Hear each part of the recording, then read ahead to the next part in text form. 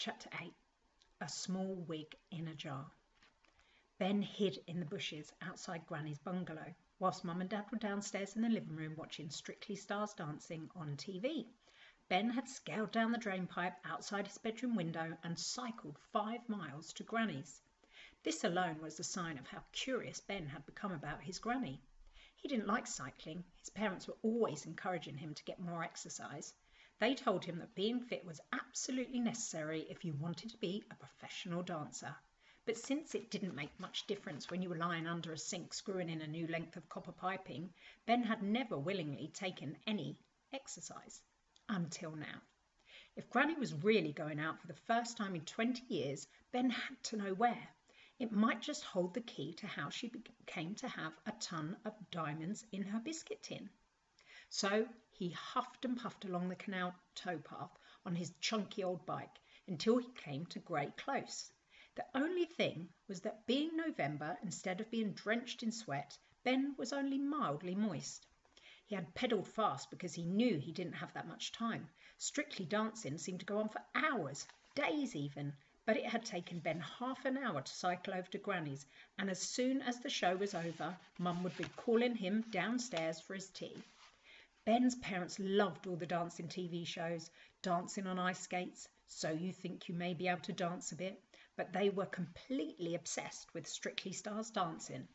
They had recorded every single episode and had an unrivaled collection of Strictly memorabilia in the house, including a lime green thong once worn by Flavio Flavioli, framed with a photograph of him wearing it, a Strictly Stars Dancing real fake leather bookmark, some athlete's foot powder signed by Flavio's professional dancer, the Austrian beauty Eva Buns, his and hers official Strictly Stars Dancing leg warmers, a CD of songs nearly used on the show, a small wig in a jar that had been worn by presenter Sir Dick Doddery, a life-size cardboard cutout of Flavio Flavioli that had some of Mum's lipstick smudged around the mouth, some earwax in a jar that belonged to a celebrity contestant, the politician Dame Rachel Prejudice MP, a pair of tan tights that smelled of Eva Buns, a doodle on a napkin of a man's bottom drawn by the nasty judge Craig Malteser Woodward, a set of official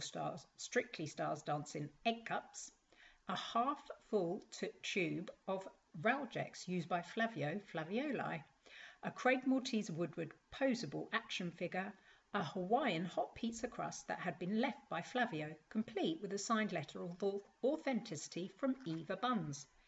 It was Saturday, so after the show had finished, the family were going to be having cheesy beans and sausage. Neither Mum nor Dad could cook, but of all the ready meals Ben's mum took out of the freezer, pricked with a fork and placed in the microwave for 3 minutes, this was his favourite. Ben was hungry and didn't want to miss it, which meant he needed to get back from Granny's house quickly. If it had been Monday night, say, and they were having chicken tikka lasagna, or a Wednesday and doner kebab pizza, or a Sunday and Yorkshire pudding chow mein was on the menu, Ben wouldn't have been so bothered. Night was falling, and it was late November. It was rapidly growing colder and darker, and Ben was shivering in the bushes as he spied on his granny. Where can she be going, thought Ben. She hardly ever goes out. The supermarket chain where Ben's dad worked liked to bring the cuisine of 2 countries together in one easily microwavable pack. By combining dishes from different countries, perhaps they would be able to bring peace to a deeply divided world. Or maybe not. He saw a shadow move in her bungalow. Then her face appeared at the window, and Ben quickly shot out of view. The bushes rustled. Shh, thought Ben. Had the old lady seen him? After a few moments, the front door opened slowly, and out stepped a figure dressed entirely in black. A black jumper, black leggings, black gloves, black socks, probably even a black bra and knickers. A black balaclava disguised the face, but from the stoop, Ben knew it was Granny.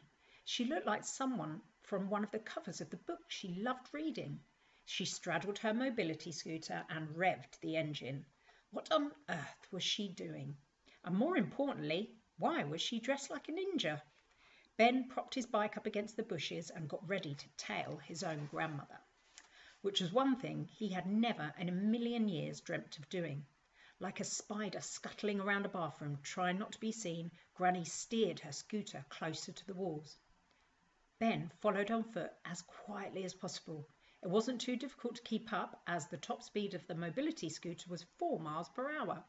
Whirring across the road, she suddenly looked back as if she had heard something, and Ben dived behind a tree. He waited, holding his breath. Nothing. After a few moments, he poked his head around the trunk and saw that Granny had reached the end of the road. He continued his chase.